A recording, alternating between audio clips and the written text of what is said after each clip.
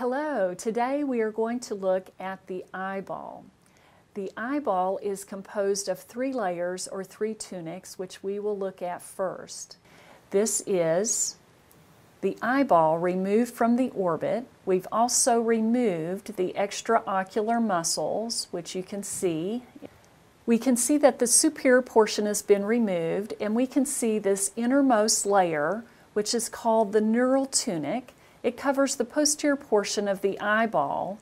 The anterior cavity is divided into 2 parts.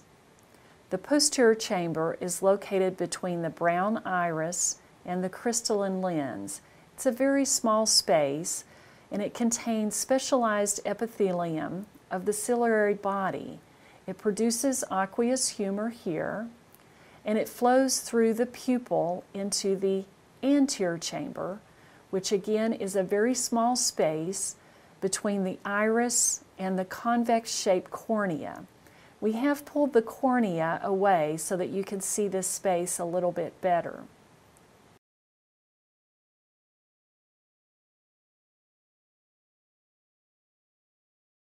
All right. Now, like I said, we've got this great little model here to help us walk through. And it looks like we've got Homer Simpson here. See if I can get you a little shot of what the side view of the joists look like here.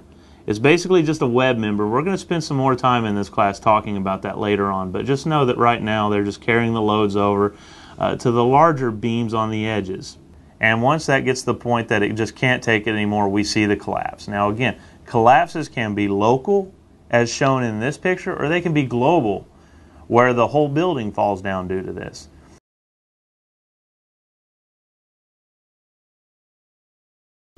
Next, this is Buttercup. We talked about the creativeness and resourcefulness of the enslaved women when we looked at the slave quilts. So now we're looking at a doll, and this is a doll that has been in my family for, oh my goodness, close to 200 years. So Buttercup is about 185 to 200 years old. There's a ship that pulls up to the slave castle. We go through a door, the door of no return. And this model replicates about 350 to 400 Africans, enslaved Africans, that were placed on the ship. And as you can see with this model, there are levels. Some ships had up to 3 levels of the enslaved Africans, one level on top of another.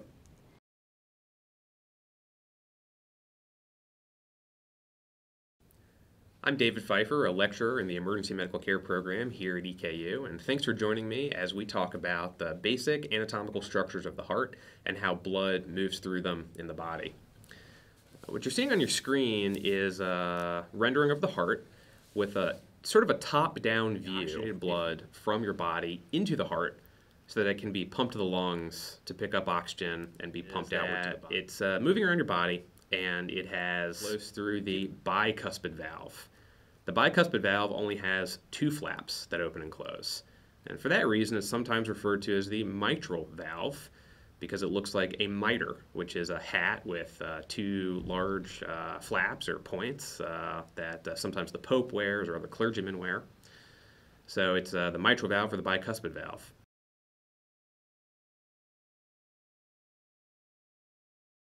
As far as the model is concerned, the first thing we're going to be concerned about is ground stability.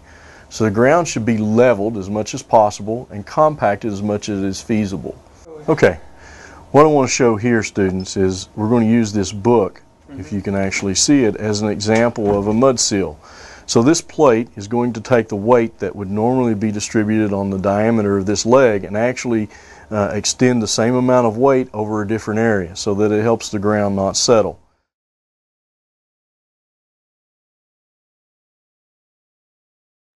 So let's take a look at our little augmented reality image here. Let's take a 3-dimensional tour of this, and what we have here is our we have a doorway. We have our ceiling. Ceiling's partially cut away just for visualization purposes. And so that gives you kind of a three-dimensional view of what we're going to be talking about.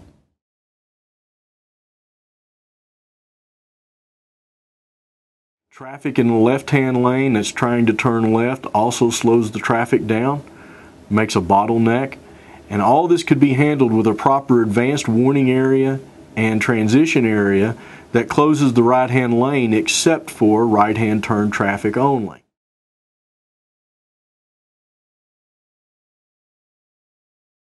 This is augmented reality solar system magic book. We just created this yesterday. Okay. So we have markers here. You can pick up the marker and rotate, and then see the planet. Put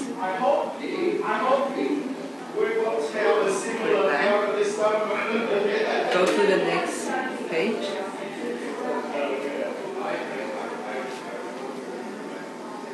Now we have another 2 planets here. You can also go back if you like.